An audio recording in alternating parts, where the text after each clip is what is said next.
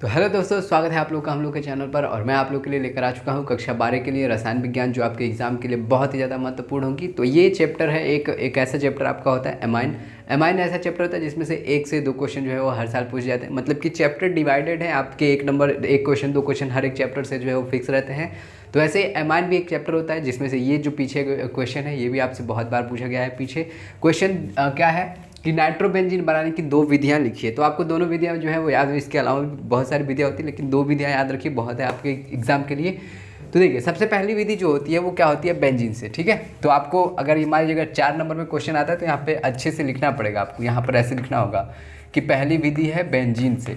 तो बेंजीन से हम लोग नाइट्रोबेंजीन कैसे बनाते हैं, तो देखिए बेंजीन में जब कभी भी HNO3 देंगे, ठीक है, ये हमारा C6H6 किसका फॉर्मूला होता है, तो ये होता है बेंजीन का। ठीक है, और अगर आप ऐसे करके लिख देते हैं तो आपको फुल में फुल नंबर वो दे देगा। और HNO3 क्या होता है, वो ये होता है हमारा नाइट्रिक एसिड। ठीक है, नाइट्रिक एसिड। ठीक है, तो जब कभी भी हम लोग बेंजीन में नाइट्रिक एसिड देते हैं और साथ में कंसंट्रेटेड यानी कि सांद्र H2SO4 देते हैं, तब हमारा जो है वो क्या बन जाता है, हमारा नाइट्रोबेंजीन जो है वो बन जाता है। ठीक है, नाइट्रोबेंजीन हम लोग का क्या हो गया, बन जाता है, और प्लस में वाटर जो है वो बाहर निकल जाता है। ठीक है, तो समझ गए होंगे कि जब कभी भी बेंजीन में हम HNO3 यानी कि नाइट्रिक एसिड और कंसंट्रेटेड यानी कि सांद्र H2SO4 जब देते हैं वो 50 से 60 डिग्री सेंटीग्रेड पर, तो हम लोग का नाइट्रोबेंजीन जो है वो बन जाता है और साथ में H2O यानी कि जल जो है वो बाहर निकल जाता है। ठीक है, ये हो गया पहली।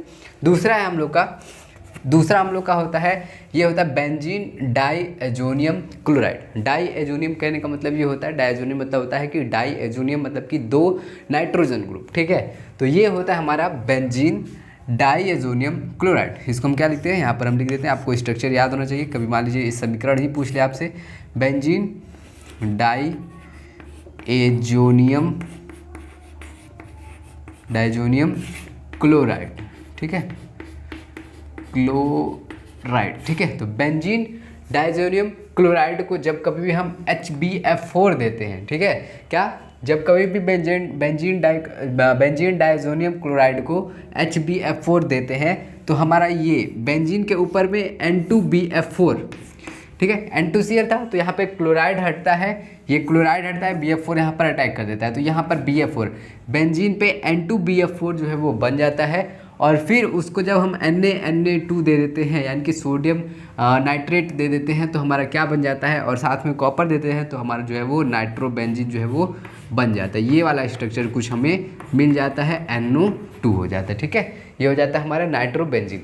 ठीक है, तो याद रखेंगे दोनों के दोनों कि जब कभी भी बेंजीन पर हम नाइट्रिक एसिड और प्लस में कंसंट्रेटेड H2SO4 यानी कि सांद्र H2SO4 जब देते हैं तो हमारा जो क्या बन जाता है, तो नाइट्रोबेंजीन बन जाता है, और प्लस में वाटर जो है वो बाहर निकल जाता है।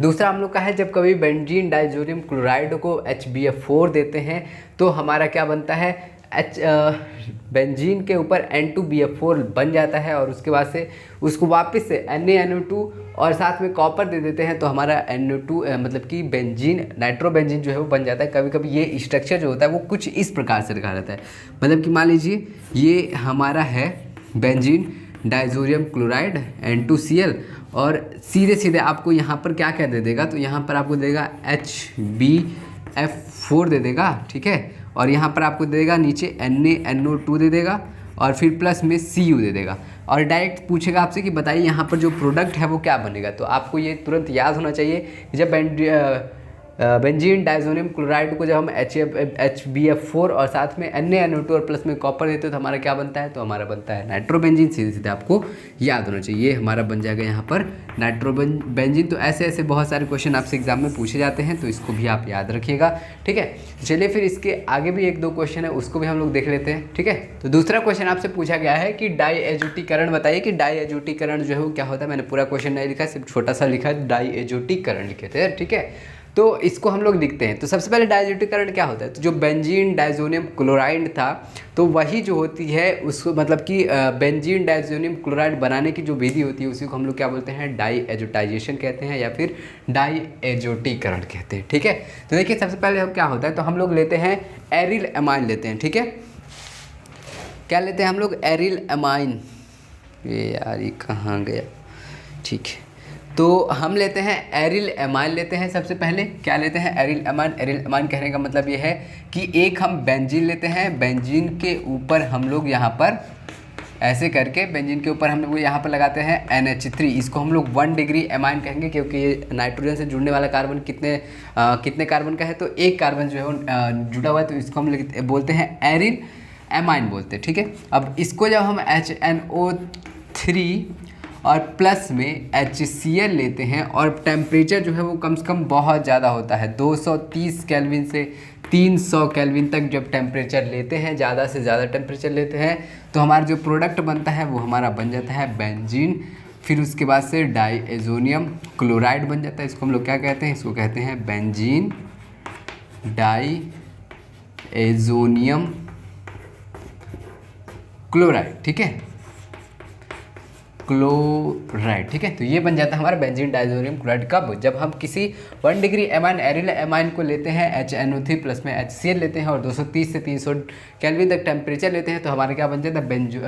बेंजीन डाइजोनियम क्लोराइड बन जाता है। इसी को हम लोग क्या बोलते हैं? डाईएजोटीकरण कहते हैं या फिर डाईएजोटाइजेशन कहते हैं। ठीक है, सीधा सा है। और ये आपको छोटे से में लिखा है। ऐसे देखिए, हम दोनों तरह से आपको बता रहे हैं कि जैसे कि मान लीजिए आपको समीकरण लिखने के लिए दे दिया, तो आप समीकरण से बताइए, कोई दिक्कत नहीं है। अगर मान लीजिए आपको समीकरण हटा करके दे देता है तो भी आप कर सकते हैं। जैसे कि मान लीजिए इस बेंजीन 1 डिग्री एमाइन या फिर एरिल एमाइन को हम कैसे लिख सकते हैं? तो यहाँ पर हम लिख सकते हैं ऐसे AR फिर यहाँ पर NH3, कोई कन्फ्यूज़न नहीं। इसी को हम ऐसे भी लिख सकते हैं। ठीक है, C6H5 फिर यहाँ पर NH3। ठीक है, तो ये ऐसे लिख सकते हैं। फिर प्लस में हमको क्या लिखेंगे? HNO3 लिखेंगे। फिर प्लस में क्या लिखेंगे? यहाँ पर HCl लिखेंगे। फिर यहाँ पर हम लिख देंगे ऐसे 230 केल्विन से 300 केल्विन तक लिख देंगे टेम्परेचर। उसके बाद से हम सीधे सीधे यहाँ पर लिख देंगे C6H5 फिर उसके बाद से N2Cl। ये हमारा हो जाएगा, ये हमारा बेंजीन डाइजोनियम क्लोराइड। तो आपको दोनों में से किसी भी तरह से देख सकता है। इस तरह से भी दे सकता है समीकरण, मान लीजिए अगर आप उसको पूछना होगा तो इस नीचे वाले की तरह से भी दे सकता है, और जैसे ऊपर है इसके ऊपर वाले की भी तरह से भी। अगर स्ट्रक्चर बोल के पूछता है तो आप ये मतलब समीकरण अगर पूछता है स्ट्रक्चर संरचना बना करके, तो आप ये वाला बनाएंगे, फुल मार्क्स मिलेंगे आपको। और अगर आपको डायरेक्ट वैसे ही पूछता है तो आप ये बना दीजिएगा, आपको फुल मार्क्स जो है वो मिल जाएंगे। ठीक है, तो आई होप आपको जो तीनों जो चीज़ें मैंने बताई इसमें, तीनों कॉन्सेप्ट वो आपको पता हो गया होगा। और आई होप वीडियो जो आपको अच्छी लगी होगी। तो वीडियो अच्छी लगी होगी तो ज़रूर लाइक कर दीजिएगा और चैनल को भी सब्सक्राइब कर दीजिएगा वीडियो अच्छी लगी होगी तो। और कमेंट में बता दीजिएगा कि आप लोग वीडियो आपको कैसी लगी। बाकी मैं आप लोग के लिए ऐसी वीडियो लेकर आऊँगा जो आपके एग्ज़ाम के लिए एकदम इंपॉर्टेंट होंगी, टू द पॉइंट। चलिए फिर मिलते हैं आपसे अगली वीडियो में, तब तक के लिए bye bye, tata, thanks for watching.